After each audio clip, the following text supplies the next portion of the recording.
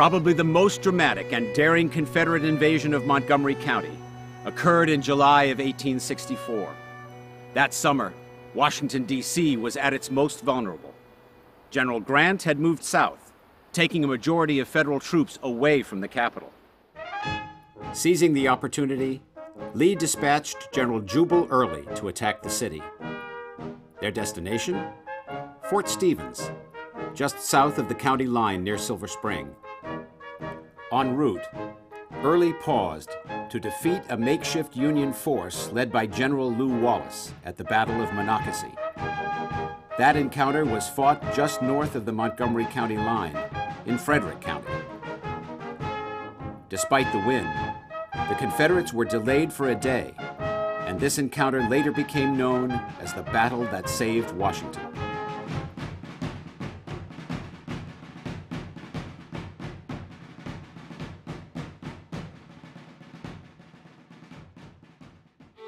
Undeterred, Early and his men moved southward and reached Logtown, what we call Gaithersburg today.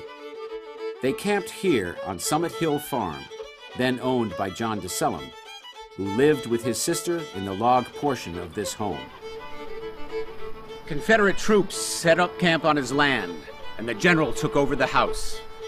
The DeSellums were forced to entertain the officers. John DeSellum owned slaves, but he was also a Union loyalist. Upon discovering that contradiction, these unwelcome guests lost their manners. This account, written by DeSellum in 1887, describes how Confederate soldiers destroyed his fences and stole his horses, livestock, equipment, and seed, save for 2 bags of corn. It also tells how the DeSellums managed not to lose everything. 2 armed men came up and said Early had sent them to search the house for concealed arms. I told Sister privately to run to her room and hide under her dress $3,000 in cash and government bonds. They followed and burst into the room, just as she had concealed the money and bonds under her dress, without discovering our subterfuge. With a revolver over us, they ransacked the house. Moving on, General Early and his men advanced toward Washington. The bulk of Early's troops followed Georgia Avenue, arriving at Fort Stevens on July 11th. For 2 days, Early looked for ways into this formidable obstacle. But once Union reinforcements from Grant's army arrived, the fort was held. President Lincoln observed the encounter. Asa Abbott, with the U.S. Signal Corps at Fort Stevens, wrote this eyewitness account. President Lincoln mounted the parapet and stood there in a long frock coat and plug hat, a very conspicuous figure silhouetted against the sky. The officers told him that he had better get down, but he did not move or make a reply. Just then a surgeon came and stood on Mr. Lincoln's left. He had not stood there 1/2 a minute before he was shot through the leg. Then Mr. Lincoln got down as deliberately as he had got up. People who lived in neighboring Silver Spring also endured invasion and destruction. This is Jessup Blair Park, right off Georgia Avenue next to the district line, where rebels made their camp during the raid. The Blairs, a prominent Silver Spring family, had a number of homes here. This is the only one that remains. It was Mary Blair's summer home. Her father, Montgomery Blair, was Lincoln's postmaster general. His home, Falklands as it was called, was burned to the ground during the raid on Washington. Some say the Confederates caused the destruction. Others claim it was a Union cannonball. The home of Montgomery Blair's father, which was known as Silver Spring, was overtaken by General Early and his officers and used for their headquarters.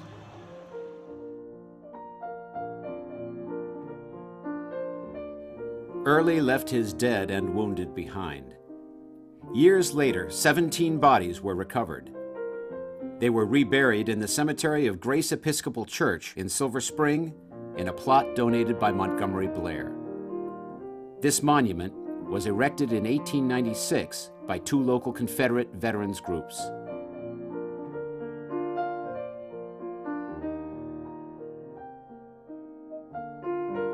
The hastily assembled Union defense at Fort Stevens left other spots vulnerable. The Union military camps along the Potomac were abandoned when troops left to help defend Washington, D.C. Taking advantage of their absence, Colonel John Singleton Mosby's raiders swooped in and burned the camps, along with the 3 defensive blockhouses built by the Union just 2 years before. These blockhouses were built by the 19th Massachusetts Infantry following the Union defeat at Ball's Bluff. Each was 48 feet square, with walls 4 feet thick and 12 feet high. They were used to maintain a secure lookout along the Potomac between Seneca and Great Falls. None were ever rebuilt. I'm standing now on the grounds of Blockhouse Point Conservation Park. Over here was the site of one of those Union blockhouses. It stood on this bluff overlooking the Potomac. Nowadays, you can barely see the river through the trees and the leaves, but back then all the trees were cut down, and this gave the soldiers a great view up the river, down the river, and across to Virginia. Visitors who hike in the park today would never know that this was once the site of a Union blockhouse.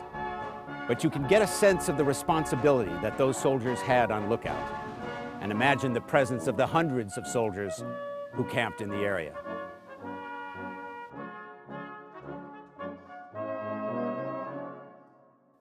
On October 6, 1864, a few months after Mosby destroyed the blockhouses, some of his men passed through the Quaker village of Sandy Spring. Lieutenant Walter Bowie raided the local store, greatly upsetting the citizens. Store clerk Alban Gilpin Thomas later wrote this to his brother. At exactly 12 that night, there was someone on the porch that wanted to go into the store. Upon opening the door, a large man stared at me in the face, and he said if I did not open the door, he would break it down. I then told him to await there until I saw the proprietor of the store. After slipping upstairs and hiding the store money, I awoke Arthur Stabler, Uncle Al, and Joe Davis. We formed behind the store and marched around on them, not knowing their number, and asked what they wanted, but before we knew it, 11 Rebs had surrounded us, and to surrender was the only alternative to being shot. They got a little of everything, and a good deal of some things.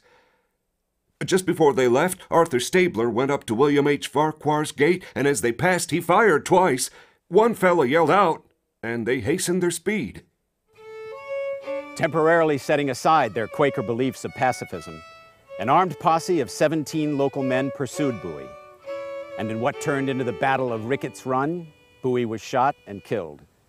A Quaker council, meeting in this very building, the Sandy Spring Friends Meeting House, later disciplined the men who took part in that battle.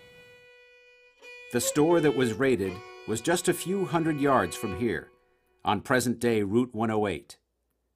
Down the road is the Sandy Spring Museum, which chronicles the history of this Quaker village.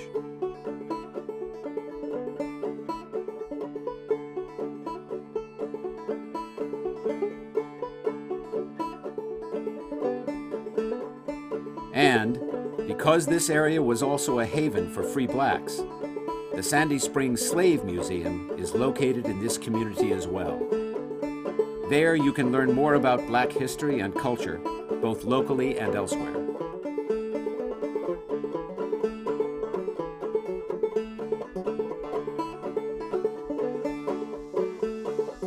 Anticipating the end of the war and a Union victory, the citizens of Maryland narrowly approved an amendment to the state's constitution that ended slavery in Maryland. The amendment took effect on November 1st, 1864, more than a year before the 13th Amendment, which abolished slavery throughout the country, was added to the U.S. Constitution. By eliminating slavery when it did, Maryland became the first state south of the Mason-Dixon line to free the slaves within its borders by popular vote.